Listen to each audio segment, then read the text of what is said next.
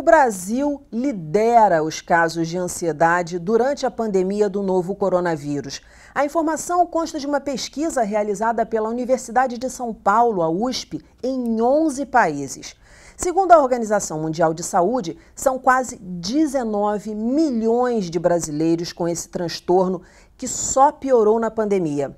Há 4 anos, o Brasil tem o maior índice em todo o mundo. Quer saber como a ansiedade se manifesta, o que pode provocar e como é o tratamento? Então fique ligado, está no ar o Educação.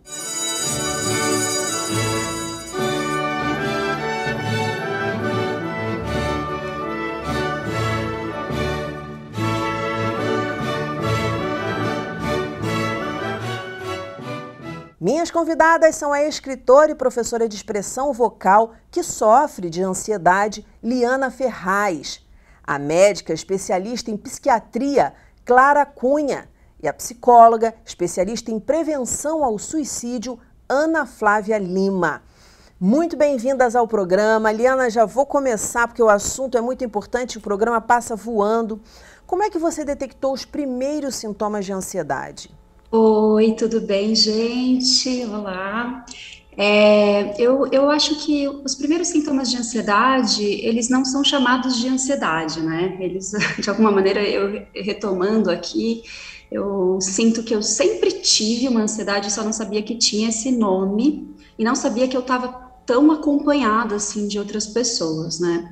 Então, eu detectando consigo me lembrar lá da minha infância, sabe, Dani, de quando eu estava dormindo, num processo de tentando pegar no sono, de uma casa toda já, né, dormindo tranquilamente, e eu pensando em coisas que não dariam certo no dia seguinte, ou tentando programar a minha vida completamente dos 7 aos 40 anos, sempre com a Nossa! sensação, é uma loucura, não, fazendo planos, fazendo contas e me perdendo totalmente do propósito, né, da criança, que é do viver o tempo presente, né, do relaxar em relação a essa responsabilidade. Então, eu não sabia que isso tinha um nome. Eu e acho que ninguém, porque eu estou falando de uma época que é antes dos anos 90, né? Então, Uhum. a gente falar desse assunto é recente, né? É tão Sim. recente que até quando você me apresenta aqui e fala, ela sofre de ansiedade, eu falo, será que eu sofro mesmo? Assim, a gente tende a negar isso também, porque a Sim. gente foi muito criada, assim, né, numa necessidade de não tocar nesses assuntos da saúde mental. Era Sim, sim, por muito, conta do preconceito, né, Eliana? Por conta do preconceito. muito. Hoje eu vejo, eu também tive um momento de crise de ansiedade. E por que eu te fiz essa pergunta? Porque quando eu olho também para trás, eu percebo, aquilo lá que eu senti já era a crise falando, hello, tô aqui.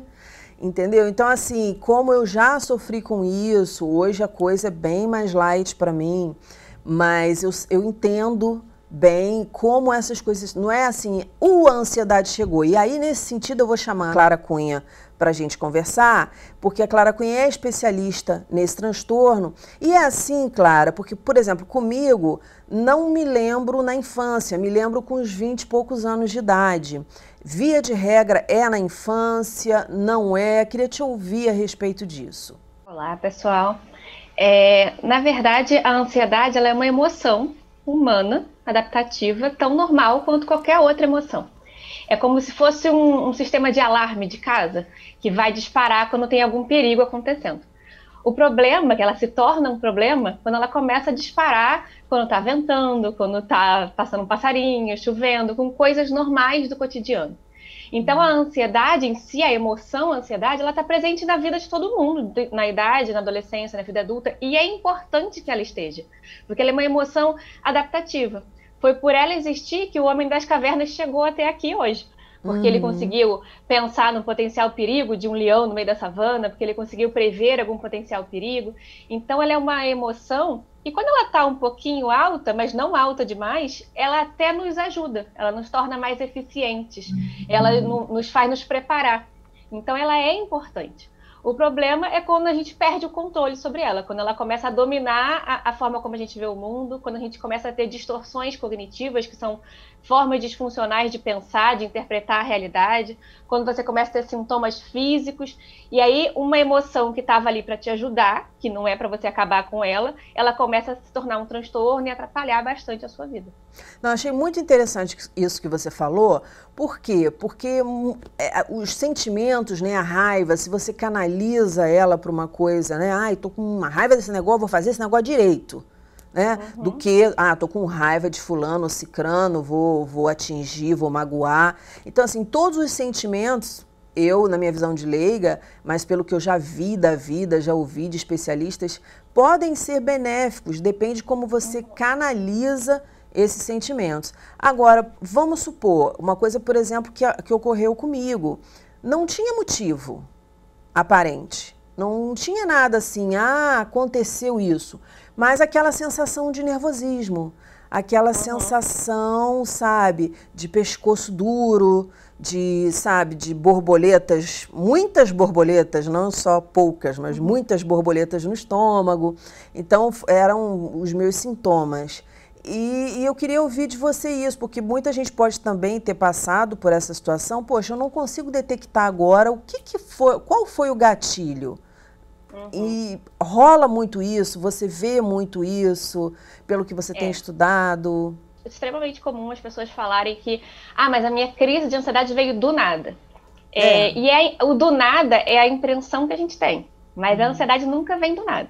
Primeiro que ela já está ali com você, ela é uma emoção, como a gente já conversou. E segundo que o nosso corpo e a nossa mente vai dando sinais. Só que na maioria das vezes a gente está muito ocupado, a gente não está prestando atenção nesses sinais. Verdade. Então a gente não tem tempo para isso. Então você começa a dormir mal, aí você fala, não tem tempo para isso. Aí eu vou tomar um remédio para dormir melhor, ou eu vou fazer alguma outra coisa. Você começa a ficar com o músculo tenso, e você toma um remédio para relaxar, ou você procura um acupunturista, tá resolvido, vou trabalhar. Então a gente é muito exigido a ser cada vez mais produtivo, a fazer cada vez mais coisas, e a gente não tem tempo para olhar para esses pequenos sinais. Então a gente tem alteração da respiração, tem sinais físicos e sinais emocionais, da forma como a gente vai interpretando a vida. Então, o corpo ele vai dando pequenos sinais, mas eles são sutis. E com a vida corrida que a gente acaba não percebendo esses sinais. E aí, aquela ansiedadezinha de preocupação de algo dar errado, de não dar conta da vida, de preocupação do que vai acontecer amanhã. Porque a ansiedade, ela é uma emoção que quer te proteger, e para isso, ela vai estar sempre querendo antecipar coisas que podem acontecer. Então, ela vai estar sempre pensando, mas se eu fizer isso agora, será que vai dar certo quando eu tiver daqui a 10 anos? Quando eu for adulta? Que foi como ela estava falando aqui sobre a questão de quando ela era criança, ela já planejava a vida adulta dela inteira. E é essa busca de pensar sempre no futuro. Eu sou dessas. Pois é, e uma tendência de pensar para prevenir alguma coisa que for dar errado. Então a gente não pensa assim, ai que maravilha, no meu futuro eu vou estar rica, feliz, bem-sucedida, com um casamento maravilhoso. Na maioria das vezes para eu não ficar sofrendo, triste, o que eu tenho que fazer? Então é para prevenir algum potencial perigo, ficar sempre pensando em algo que vai ter que fazer, que vai ter que evitar de fazer. Então esse pensamento antecipatório e essa sensação de insegurança, porque se eu não fizer nada, pode ser que dê errado, isso vai ali fazendo com que o nosso cérebro, aos pouquinhos, vá liberando adrenalina, cortisol no nosso corpo. E aquela adrenalina e cortisol, no momento que é necessário, são ótimos. No momento que você precisa, por exemplo, fazer uma entrevista de emprego amanhã, que você vai ter uma apresentação importante, é importantíssimo que a sua adrenalina fique um pouco mais alta para você se preparar para aquela entrevista, para você estudar, até emanar aquela energia produtiva, né, de desejo daquela coisa que está buscando, um emprego, enfim. Para você ter uma energia ativa de fazer e de acontecer. A questão é que se você fica tão ansioso, essa energia fica tão alta que chega na hora da entrevista de emprego, dá um branco, você não lembra mais o que você queria falar, você começa a tremer, a suar e não consegue fazer a entrevista. Então a ansiedade, ela tá ali vindo, ela tem uma função importante pra gente. O que acontece muitas vezes é que a gente não repara, e quando vem essa crise de ansiedade, nem sempre vem com um motivo naquele momento. Entendi. Hoje eu tive acúmulo, um estresse. Né? Exato. Pode ter um gatilho naquele momento, pode ter um estresse no trabalho, na família, mas nem sempre tem alguma coisa naquele momento que surge a crise. Pode ser algo que veio sendo construído e às vezes um simples gatilhozinho. Ah, tive uma briga trivial com meu marido. Pode ter sido um gatilho para uma coisa que já acumulava antes. Perfeito, perfeito. Aí dá para a gente entender por que a gente tem essa sensação de, caramba, do nada aconteceu isso. Ana, eu vou te chamar para conversa. Eu queria que você me dissesse como é que é o tratamento. No seu consultório, você vê mais crianças ansiosas, mais adultos ansiosos? Esse início sempre tem uma referência com a infância, na maioria das vezes. Eu falo maioria das vezes porque nós somos diferentes, né? O ser humano é tão complexo. Mas se você pudesse fazer ali uma média, em que momento da vida, geralmente, a ansiedade começa a dar os primeiros sinais? O transtorno que eu quero dizer.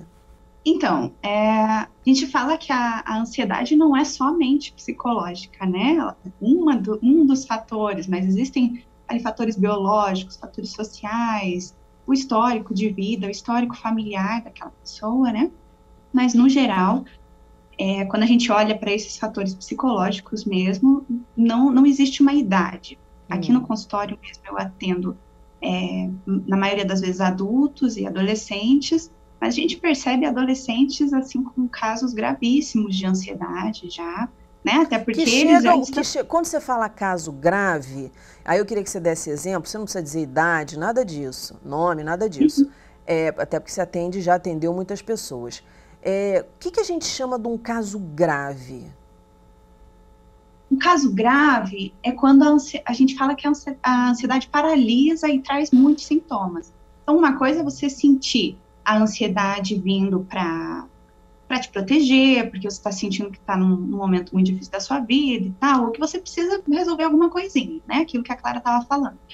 Agora, é um problema quando a criança está dormindo, o adolescente, o adulto, está lá dormindo e acorda com o coração ali palpitando, tá sem uma sensação de falta de ar, desespero, medo, pânico, tá na rua, tá sentindo aquele desespero, tá em casa fazendo qualquer coisa e vem aquela sensação de que não tá conseguindo andar, não tá conseguindo fazer nada. Então, se mexer mesmo, é questão até de se movimentar na vida, fisicamente, de uma forma concreta. É paralisante, exatamente. E assim, na verdade, por conta de todo esse tabu que a Liana estava comentando, né, as pessoas demoram para procurar ajuda. Então, geralmente, para a gente, né, acredito que na psiquiatria também, chegam quando as pessoas já estão com casos, assim, paralisantes. Não chega quando está começando, né, dando aqueles sinaizinhos que a gente ignora. Chega já quando já tentou, já deu, já tentei acupuntura, já tentei fazer qualquer outro, um yoga, meditação, e não tá dando, não sei mais o que fazer. Daí sim procura ajuda psicológica e psiquiátrica. Gente, o Boechat, uma vez eu ouvi, ele teve uma crise de ansiedade, inclusive foi afastado um tempo, ficou fora um tempo, e aí quando ele voltou, ele usou uma metáfora que coube exatamente com o que eu sentia. Ele falou exatamente isso. Parece que você vai puxando um elástico, puxando elástico, puxando elástico, puxando elástico. E sabe quando você solta e o elástico não volta, o elástico enrugado assim, já tá velho, não faz mais... Cara, essa era a minha sensação, assim, que eu tava puxando o elástico, puxando, e que eu tinha puxado tanto que ele não voltava. Quando ele falou isso, assim, eu me identifiquei de uma forma incrível. E aí eu quero ouvir a Liana mais uma vez, me explicando para a gente como é que essa crise se manifesta para ela e a questão da pandemia, num paralelo da sua crise antes pandemia e durante a pandemia, porque é algo que realmente está deixando, a gente ainda não tem pesquisas tão concretas, mas os especialistas já dizem, e são vários, que os casos aumentaram muito. Então, queria te ouvir em relação a isso, Liana. Olha, eu tenho a imensa sorte, não sei se é sorte, né, ou, enfim, aconteceu comigo, de eu ter começado a fazer um tratamento e de eu já estar muito atenta a isso antes da pandemia, porque se eu não tivesse, eu não sei de verdade como é que eu ia estar. Como eu já estava num processo mesmo de tratamento com psiquiatra, com psicóloga, eu intensifiquei esse tratamento Procurei nutricionista, procurei regular sono, estou fazendo tudo que eu posso, porque eu tenho noção, né, por eu já ser diagnosticado, já estar em tratamento, de que se não fosse, se eu não me armar muito, né, se eu não me fortalecer muito, a gente está diante de um cenário que para a pessoa ansiosa é devastador. Sim. Porque a ansiedade, ela quer que você controle, então não é só um planejar, é um planejar e ter o plano B, C, D e E, para nada dar errado na sua vida, né? Só que, de repente, na pandemia, a sensação que você tem é que o seu plano B, C, D e E não adiantam nada, porque você realmente não sabe se amanhã vai vir uma pandemia, que ao invés de atingir sei lá, uma parte da população vai atingir 80% da população, você não vai saber o que fazer. Então, essa sensação, né, de que não tem como você planejar diante do mundo, e o mundo te dando esse recado de uma forma muito violenta, né, se eu não tivesse já ciente de quais são os sinais e de que, mais do que nunca, eu preciso me cuidar, eu acho que eu estava num momento mesmo de não levantar da cama. Eu sou professora, né? Acho que é importante também eu dizer que essa relação que eu vejo nos meus alunos em relação à pandemia, essa relação entre pandemia e ansiedade, eu consigo perceber muito nitidamente a diferença e o lugar muito perigoso que a gente está mesmo nesse momento em relação Você aos percebe adolescentes. isso nos seus alunos, uma ansiedade muito grande, que você já, pela tua experiência, pensa assim, isso pode ser um transtorno? Então, eu não tenho, né, jamais teria como diagnosticar, mas eu Sim. percebo, o que eu percebo é assim, a gente já está, né, acho que Clara que falou isso, a gente já está num mundo que tem uma exigência de produtividade absurda, sempre foi, né? Então eu dou aula para primeiro ano de faculdade, essa necessidade de você se colocar num lugar em que você vai dar certo, e o dar certo é para pouquíssimos, e os pouquíssimos são incrivelmente especiais e competentes, e desempenham e eficientes, blá, blá, blá. Então eles já chegam cada vez mais imersos nessa necessidade de controle de resultado e de desempenho. Só aí já é, né? E assim, gente, as pessoas fazem simulado de vestibular com criança de 10 anos. Então, imagina como é que essas pessoas chegam na faculdade. Nossa, você está falando sério? Isso não é uma prática incomum nas escolas. É uma prática comum. As pessoas estão começando a fazer simulado de vestibular, simulado de Enem, no 5º ano, né? Então, assim, eles já chegam assim. Agora, imagina você perceber um mundo para o qual você se preparou tanto, né? Para o qual você doou sua noite de sono, seu entretenimento, sua alegria, muitas vezes, para se preparar para um mercado de trabalho que não existe, para uma certeza que não tem. Então, de fato, gente, só de falar isso eu já me arrepio, porque a gente... Então, acho que por isso também que eu não me manifestei tanto, porque eu sou adulta. Eu acho Você que já tem os recursos que um adulto tem, especialmente por como você falou, você já vinha de um tratamento, você faz tratamento. E eu preciso cuidar dessas pessoas, entende? O senso de responsabilidade gritou em mim. Isso eu acho muito legal, isso eu acho muito legal. Eu, há um tempo, esse ano, entrevistei uma pessoa com transtorno bipolar, a gente estava falando sobre isso, e ela tem um canal no Insta, e ela ajuda as pessoas. Eu acho isso de uma coragem, sabe, de você falar, e inclusive estimula outras pessoas a também chegar e falar, caramba, eu também tenho isso, e a gente se sentir menos sozinha. Por exemplo, quando você falou, o que vai ser, não sei o quê, eu fico às vezes pensando, gente, eu sou mega a favor da máscara, tem que usar máscara. Enfim, quando eu saio, porque eu fico muito, o que eu puder ficar em casa, eu fico em casa.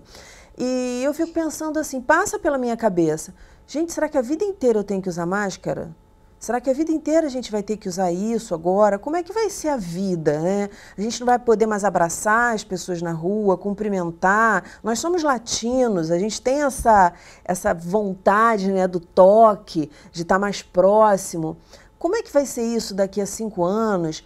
Então, assim, são coisas realmente que passam. E aí eu vou dar a palavra para a psicóloga, vou dar a palavra para a psiquiatra, como é que vocês trabalham essas questões que são tão pulsantes e que realmente, eu acho que o grande lance da pandemia e que veio para mostrar esse outro lado para a gente, né, especialmente para mim, para a Liana, para as pessoas que sofrem ou sofreram de ansiedade, nada está sob controle.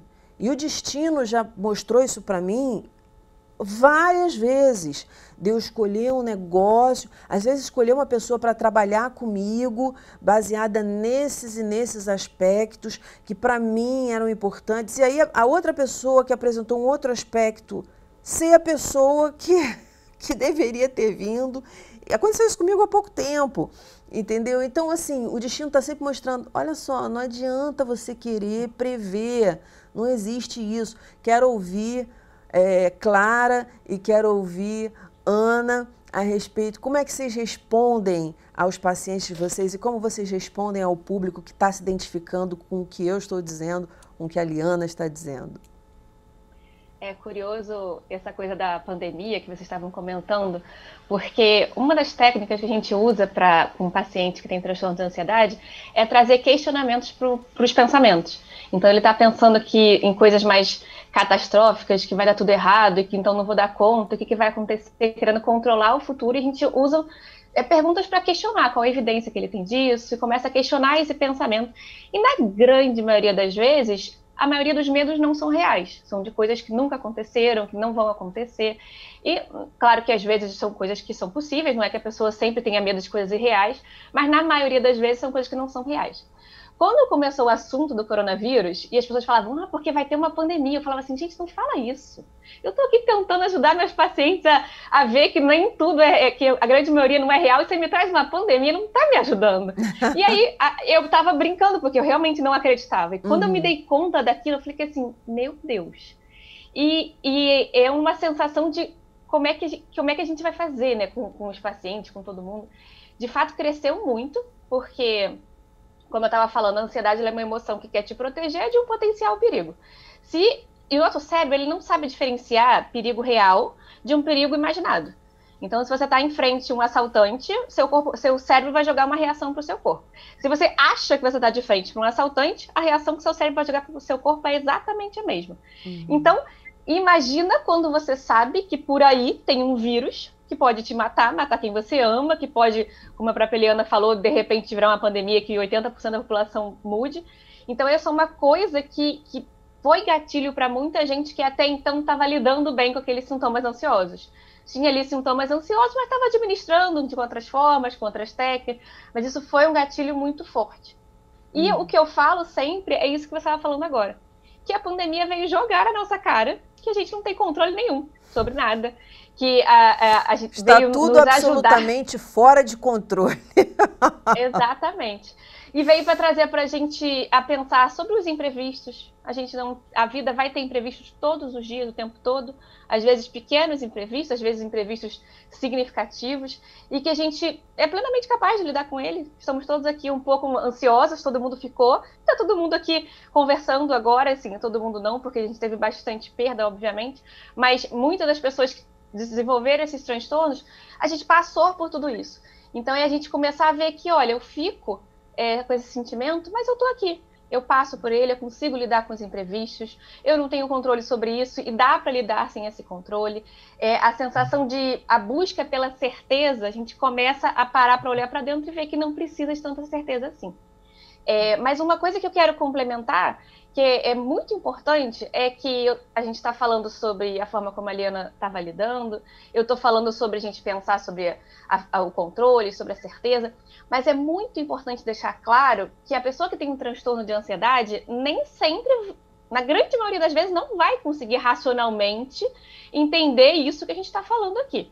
Porque quem está em casa pode muito bem estar vivenciando um transtorno de ansiedade e gera uma sensação de que só ele não consegue pensar como a Liana está conseguindo, não ter a busca pelo controle, a busca pela certeza. É comum a gente ver alguém que já teve transtorno e superou e falar, ela consegue, eu não, porque para mim não tem como. Isso é uma das distorções cognitivas, distorções de pensamento que o transtorno de ansiedade traz. Se fosse fácil da gente controlar, não seria transtorno. Exatamente. Então, e não existiria analista, né? Não existiria psicólogo, porque a gente conscientemente muitas vezes tem ideia de onde que a gente peca, quais são os nossos gatilhos, mas é o ressignificar. E para ressignificar tem que falar muito, gente, tem que falar muito. Eu faço análise há muitos anos e eu sei como é esse processo.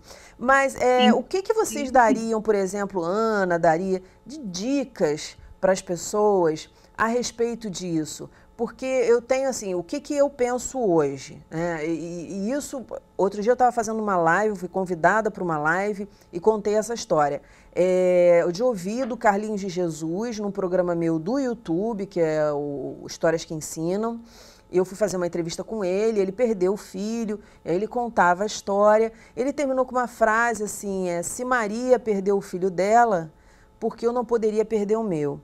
Então, isso eu trouxe para a minha vida no seguinte sentido: se as outras pessoas passam por vários problemas, e esses problemas são humanos, e elas superam, ou sofrem, ou enfim, elas estão ali, por que eu não sou capaz de fazer isso também? Eu não sou melhor do que ninguém. Então, qualquer coisa que aconteça com um ser humano pode vir a acontecer comigo. E eu preciso ter essa clareza. Então, por exemplo, houve uma época que eu fiz um exame, aí fiquei preocupada com o meu exame. Aí eu conversando com uma amiga minha, falei, olha só, não tem como abrir um zíper desse corpo e sair correndo. Então, assim, eu tenho que encarar. Claro que é muito mais fácil falar do que sentir, e eu também, como disse para vocês, tenho um histórico de escuta. Então, eu me escuto há muito tempo e quero me escutar assim para o resto da vida, porque a vida é isso, né? Cada hora ela apresenta uma coisa diferente para a gente. Eu acho que é importante a gente se escutar. Mas queria dicas de vocês, assim, para essas pessoas que ainda não estão conseguindo fazer tratamento, o que elas podem fazer para minimizar nesse momento que é tão turbulento? Aqui no consultório, uma das técnicas que eu utilizava muito aqui, principalmente no início da pandemia, foi eu gosto muito de trabalhar com coisas bem práticas, bem escritas, que a gente consiga visualizar.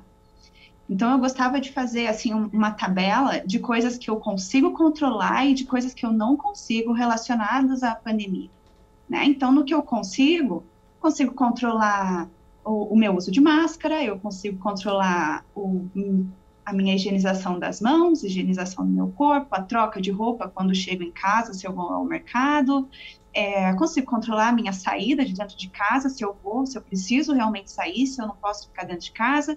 E o que eu não consigo controlar se o meu vizinho está saindo de casa, não consigo controlar se tem alguém passando na rua que deu uma tossida sem máscara. Não consigo controlar. Tanta briga já rolou por causa disso, né? Quer dizer, um desgaste, uma coisa, que é se humildar. Eu acho que o que você está dizendo é se humildar diante também, estou nem falando do cara que não usa máscara, mas se humildar diante da realidade, porque eu conheço pessoas novinhas que pegaram e estão com o pulmão comprometido e pessoas mais idosas que pegaram e não apresentam sintoma nenhum. Infelizmente, a gente está no final do programa, mas eu ainda tenho algumas perguntas para fazer. Vou pedir só para vocês resumirem mesmo. Primeira pergunta, sempre é necessário tomar remédio para o transtorno da ansiedade? Não. Na Nem verdade, sempre. O tratamento de escolha de primeira linha é a terapia. Mas aí eu vou lembrar aqui o que a Ana falou lá no início. Muitas vezes a pessoa demora muito a procurar ajuda. E aí a gente pensa isso com qualquer doença da vida. Se você tem uma diabetes, por exemplo, e pega no início, você vai tratar ela ali de uma forma de mudança de estilo de vida apenas. Agora, se você chega lá com a diabetes muito grave, vai ter que tomar uma medicação. Então, na grande maioria das vezes, quando procura ajuda, acaba precisando da medicação porque deixou ficar muito grave. Mas o tratamento de primeira escolha é terapia, não é medicação. A gente fala em cura, né? Eu não gosto muito dessa palavra que dá a impressão que a pessoa... Mas, enfim, a gente pode dizer que tem cura?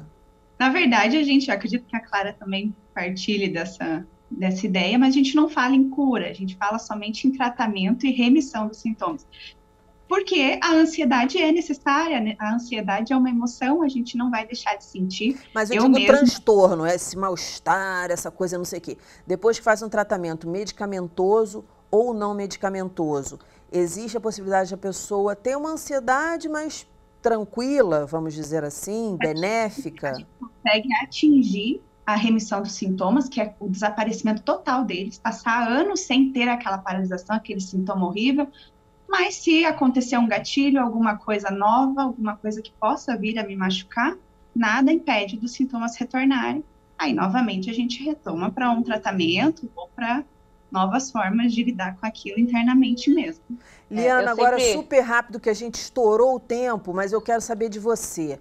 Nesse momento aí, o pior dia que você teve, o que você sentiu mais agonia, quais são as técnicas que você usa, além do seu tratamento, que você não vai dar nome de remédio, porque cada um, né, toma um remédio diferente, nem sei se você ainda toma, mas alguma coisa assim que você faça, que passe pela sua cabeça, alguma atitude que você possa deixar aqui de dica pra gente. Olha, duas coisas diretamente relacionadas à minha arte. Uma que é escrever. Então, eu gosto muito das coisas quando elas tomam contorno, né? Assim, então, sentar e rabiscar, e o Instagram me ajuda muito nisso, porque eu publico e acho eco nessas publicações. E a outra coisa é respirar, que também, né? Na minha parte de expressão vocal, a respiração é muito, muito importante nessa manifestação da voz, né? Da voz poética. Então, essas duas coisas, para mim, são muito importantes. Esse rabiscar livremente, criativamente, sem pensar em resultado, e o respirar conscientemente, percebendo, né, o corpo como um todo, assim. São duas coisas que me ajudam. É o que eu faço também. Então tá bom, gente, muito obrigada. O programa é assim mesmo, é com gostinho de quero mais, mas a gente pode voltar e falar, vamos ver como é que é a reação do público sobre isso, e a gente volta para complementar aí os assuntos. Muito obrigada, parabéns pelo trabalho, sucesso, Liana, parabéns pela coragem. A gente se encontra uma próxima vez. O nosso programa fica por aqui, mas na segunda-feira que vem tem muito mais, às 9 horas da noite. Educação, se você não se envolver, não cola. Momentos de paz e até lá!